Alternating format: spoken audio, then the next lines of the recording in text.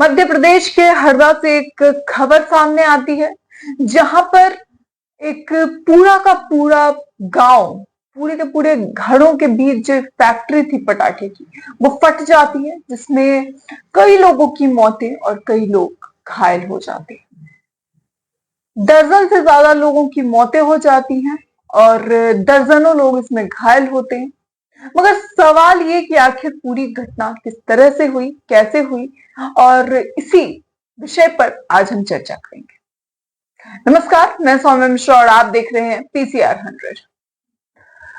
मध्य प्रदेश के हरदा की घटना है। 2 दिन पहले की ये घटना है, जहां पर पटाखे की फैक्ट्री में अचानक धमाका होता है, जिसमें 7 लोगों की मौत की खबर उसी वक्त सामने आती है और 60 से ज्यादा लोग घायल होते हैं। जैसे ही बड़ा धमाका होता है, वैसे ही आसपास के लोग इसे लेकर आसपास के लोगों में बेचैनी बढ़ जाती है, चहल पहल बढ़ जाती है। सारे लोग वहां पे इकट्ठा हो जाती हैं और पूरा शहर इस धमाके से हिल जाता है। कैसा होगा वो मंजर जब बड़ा धमाका हुआ होगा, एक कंपन आई होगी जमीन में, और उस कंपन के बाद लोग अपने अपने घरों से बाहर निकलने शुरू हुए होंगे। सारे के सारे एक जगह इकट्ठे हुए होंगे। वहां पे लोगों ने जब वो नजारा देखा होगा, किस तरह से वो रिएक्ट कर पाए होंगे, सोचिए किस तरह से उनकी भावनाएं निकल रही होंगी कि आखिर ये क्या हो गया।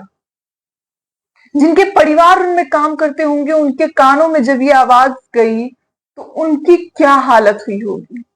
कई किलोमीटर तक इसकी आवाज चली गई, जिसके बाद पूरा शहर दहल उठता है। आसपास के करीब 50 घरों में आग की चपेट में आ जाते हैं। 50 घर, आग की लपटें उन 50 घरों तक पहुंच जाती है, जिसके बाद लोग अपने आप को बचाने के लिए इधर उधर घूमते फिरते हैं, तितर बितर हो जाते हैं। यहां से वहां घूम रहे होते, सोच रहे होते कैसे बुझाएं उस आग को। सालों की मेहनत है उस घर में, सालों की कमाई पूंजी है, और एक बार में न जाने कितनों के सर से छत छिन जाती है, न जाने कितनों के आशियाने छिन जाते हैं। जिसके बाद जिला अस्पताल में जो घायल लोग होते हैं उनको भर्ती कराया जाता है। फायर ब्रिगेड की गाड़ियां अलग अलग जिलों से बुलाई जाती है, क्योंकि वहां की फायर ब्रिगेड की गाड़ियां कम पड़ने लगी थी। अलग अलग जगहों से वहां पे फायर ब्रिगेड की गाड़ियां पहुंचती है। जब गाड़ियां पहुंचती है तो आग को ठंडा करने की कोशिश की जाती है, बुझाने की कोशिश की जाती है, मगर आग की लपटें थी कि शांत होने का नाम ही नहीं ले रही थी। ऐसी लपटें कि देखकर इंसान का दिल दहल जाए। वो तस्वीरें अभी भी जब वो लोग सोचते हैं तो उनका दिल दहल उठता है। बुरे सपने जैसा वो उनके लिए बन चुका है, और देश के अन्य लोगों ने अलग अलग हिस्सों में जहां जहां वो तस्वीरें देखी, सभी के रोंगटे खड़े हो गए कि आखिर आखिर इन तस्वीरों को सामने से झेलने वालों पर क्या बीती होगी। सोचिए दोस्तों, वो ऐसी तस्वीरें थी। जानकारी के अनुसार मगरधा रोड स्थित एक अवैध पटाखे की एक फैक्ट्री थी दोस्तों, जिसमें कि अचानक सुबह सुबह विस्फोट हो जाता है।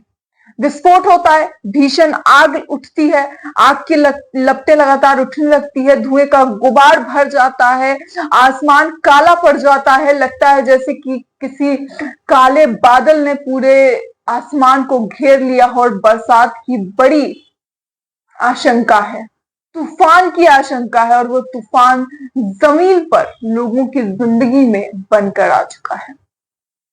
ऐसे हालात थे, जैसे ही सूचना प्रशासन को मिलती है वैसे ही इस पर तुरंत अमल किया जाता है। फायर ब्रिगेड की गाड़ियां वहां पहुंचाई जाती है। इसे लेकर मध्य प्रदेश के नए नवेले सीएम मोहन यादव ने भी संज्ञान लिया है। उन्होंने कहा है कि इस पर जल्द से जल्द कार्रवाई होनी चाहिए।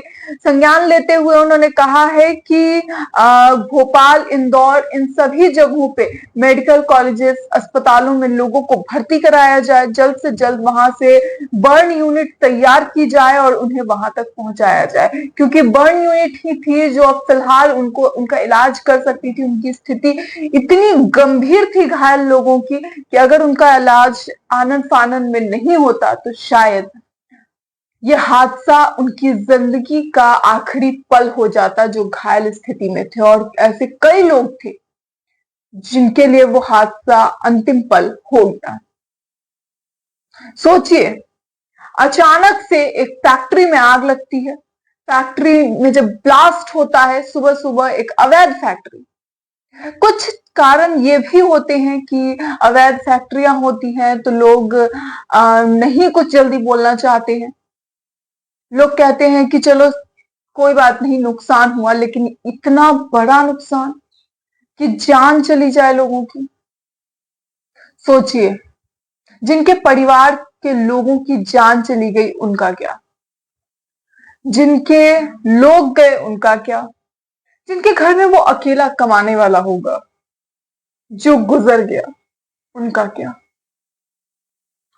आज इन सभी सवालों के जवाब उन लोगों के पास नहीं है, ना ही उस फैक्ट्री के मालिक के पास है जिसकी वो अवैध फैक्ट्री थी जहां पर ब्लास्ट हुआ, और ना ही उन लोगों के पास है जिनकी छतें छिन गई, उन 50 घर के लोगों के पास जिनके घरों में आग की लपटें पहुंची और आग की लपटों में उनके आशियाने जल गए। ये सारे सवाल बहुत अहम हैं और अब इसे लेकर प्रशासन पूरी तरीके से इस पर डटा है कि आखिर किस तरीके से सारी चीजें हुई।